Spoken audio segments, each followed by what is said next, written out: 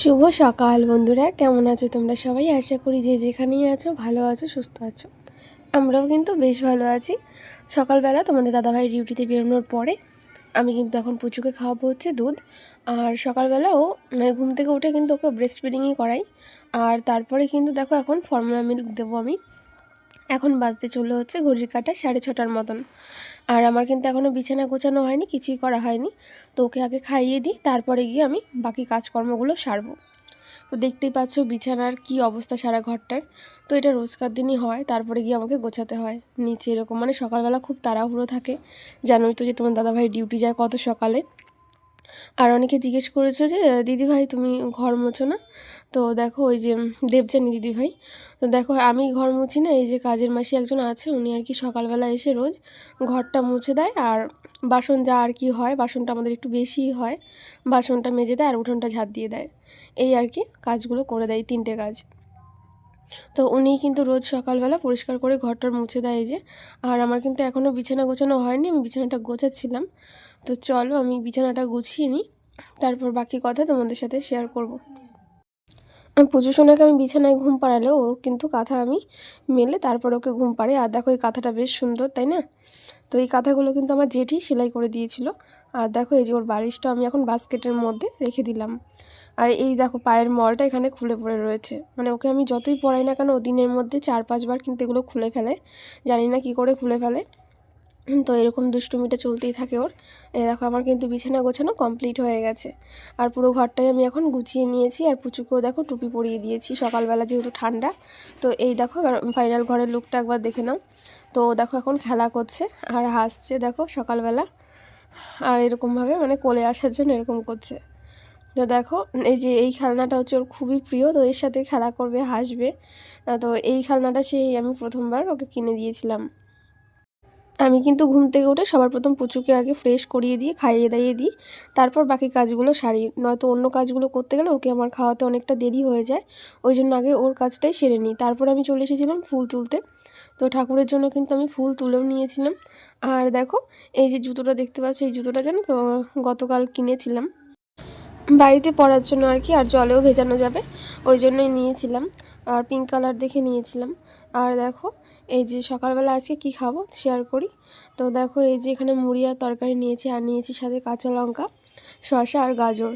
তো অনেক দিন এরকমভাবে খাওয়া হয় না। আর দেখো এই যে পুচুকে রোদের এখানটা দিয়েছি আর ও ঘুমিয়ে গেছিলো, তো ওকে ঘুম পাড়িয়ে তারপর দেখো আমি এখানে খাচ্ছিলাম। আর খেতে খেতে কালকের কিছু জামা কাপড় ছিল, তো সেগুলো আমি ভাঁজ করে নিচ্ছিলাম। তো অনেক জামা কাপড় হয়, সকালবেলাও একবার এগুলো গোছানো থাকে, আবার দেখো দুপুরবেলা মানে বিকেলবেলাটা আমাকে গোছাতে হয়। আজকের ভিডিও টাইটেল থাম্বনেল দেখে আশা করি বুঝতে পেরেছো তোমাদের সাথে আমি কি কথা শেয়ার করব।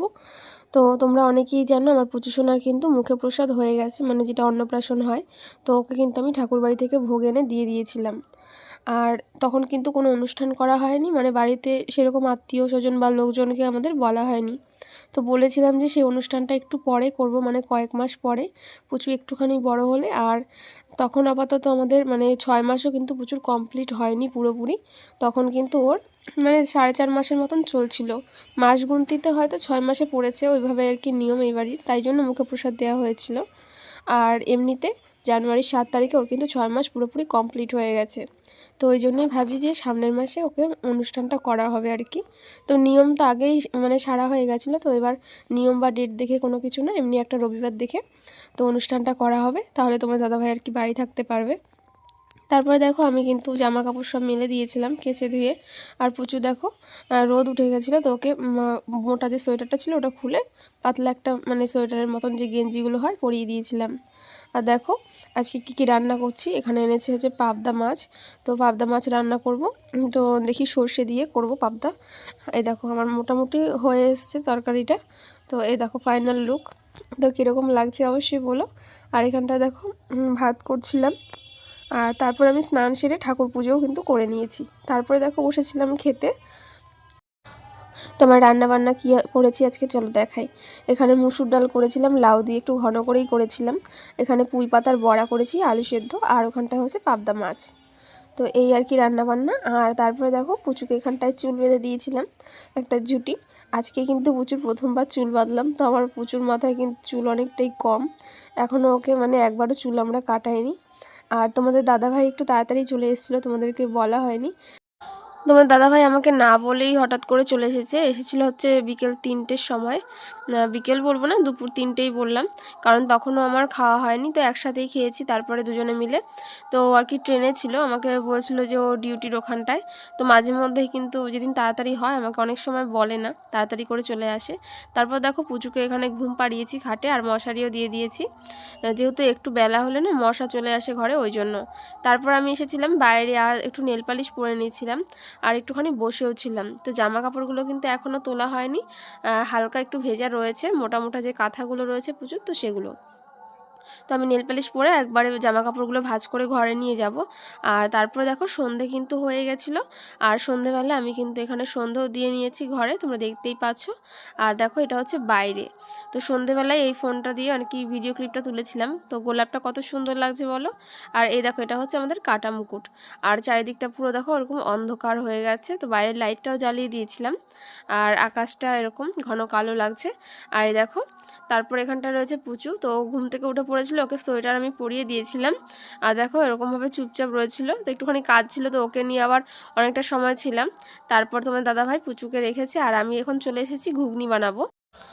সকালবেলায় কিন্তু মটর আমি ভিজিয়ে রেখেছিলাম, দেখো যার জন্য খুব সুন্দরভাবে মটরগুলো ফুলেছে। আর দেখো এখানে 3টে আলু নিয়েছি, আলুগুলোকে খোসাগুলো ছাড়িয়ে নিয়েছি, আর এগুলো এখন ভালো করে জল দিয়ে আমি ধুয়ে তারপর প্রেশার কুকারে দিয়ে দেবো। তো প্রেশার কুকারে একবার আলুটাও দিয়ে দেবো, তাহলে সেদ্ধ হয়ে যাবে। আর একটু বেশি করেই করছি দেখো। আর তোমাদের দাদা ভাইয়ের আর আমারটা কি পেঁয়াজ রসুন দিয়ে করব ঘুগনি, আর আমার শাশুড়িটা আর কি আবার নিরামিষও বানাবো, কারণ উনি তো পেঁয়াজ রসুন কিছুই খায় না, ওই জন্য তো আলাদা আলাদা করে দুবারে আমাকে রান্না করতে হবে। তো ওই জন্য এমনি একবারেই আর কি সিদ্ধ করে নেবো, তারপরে আলাদা আলাদাভাবে রান্না করব। তো দেখো এই যে প্রেশার কুকার বসিয়ে দিয়েছি, আর আমাদের জন্য দেখো পেঁয়াজ রসুন, তারপর আদা কাঁচা লঙ্কা ধনেপাতা এগুলো সব আলাদা করেই নিয়েছি, পেঁয়াজগুলো কুচি করে নিয়েছি, তো আলাদা আলাদা করে রান্না করেছি। আর এটা হচ্ছে আমাদের দেখো, তো এটা হচ্ছে তোমাদের দাদাভাইকে দিলাম, ও মুড়ি দিয়ে খাবে। তো দেখো ওর কিন্তু খাওয়াও হয়ে গেছে, তো খেতেও কিন্তু বেশ সুন্দরই হয়েছিল, তো আমিও কিন্তু খেয়েছিলাম। আর আমার শাশুড়ি কিন্তু আগে পেঁয়াজ রসুন সমস্ত কিছুই খেত, মাছ মাংস ডিম তারপর খাসির মাংস মুরগির মাংস, মানে 6-7 মাস আগেও খেত, মানে বাড়িতে গোপাল এনেছে, তারপর থেকে আর খায় না আর কি। তো এখন আমাকে আর কি আলাদা আলাদা করে করতে হয় নিরামিষ আর আমিষটা। তো ওটাই অনেকে জিজ্ঞেস করেছিলে, তাই জন্য বললাম। তো মানে আমার বিয়ের পরেও খেত, তো বিয়ের মোটামুটি 1 বছর পরে থেকে আর কি আর খায় না। তো এটাই। আর দেখো পুচুকে ওখানে দোলনায় দিয়েছি, আর তারপরে কিন্তু রাতে আমরা অল্প কটা ভাত খেয়ে শুয়ে পড়েছিলাম। তো আজকের ভ্লগটা এখানটাই শেষ করছি, তোমাদের সাথে আগামী দিন দেখা হচ্ছে নতুন একটা ভ্লগের সাথে।